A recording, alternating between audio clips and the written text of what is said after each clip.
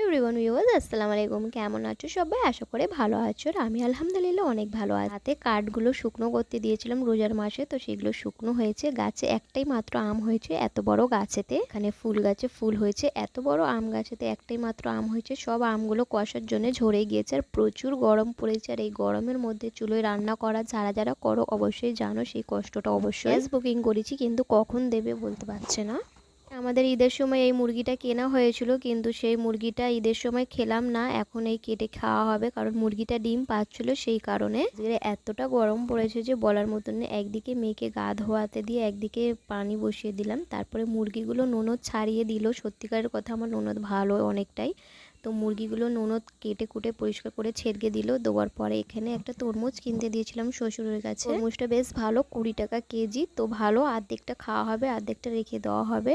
তো আমি তো ভেবেছিলাম কম দামি জিনিস ভালো হবে না, কিন্তু ভালো হয়েছে। গরমের মৌসুমে তরমুজ খেতে খুব ভালো লাগে। আর রোজার মাসে তরমুজের দাম এতটা ছিল যে বলার মতন, 80 টাকা কেজি পর্যন্ত গিয়েছিল তরমুজ। অনেকদিন বাদে একটা মিনি ব্লগ করলাম, কেমন লেগেছে অবশ্যই কিন্তু জানিও। তরমুজটা অনেকটাই ভালো, মিষ্টি রয়েছে। তো মাংস টাংস ছাড়িয়ে এনে গা হাত পা ধুয়ে ভাত পানি খেয়ে তরমুজ খাচ্ছি।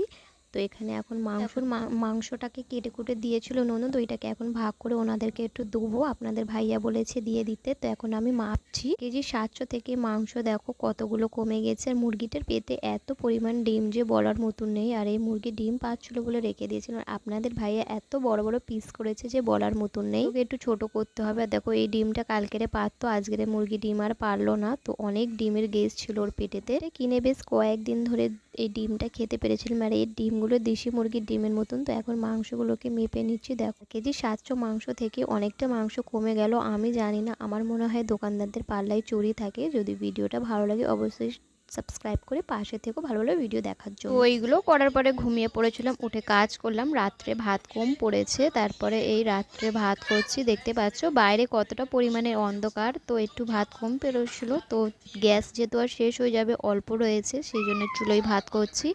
তারপরে ড্রেসিং টেবিলের লাইটগুলোকে ফিটিং করছি নিজেই। তোমাদের দাদা করে দিল না, বললো এখন ঘরদোর গুছোনো নেই, পরে করব। তো আমি নিজেই করে নিচ্ছি।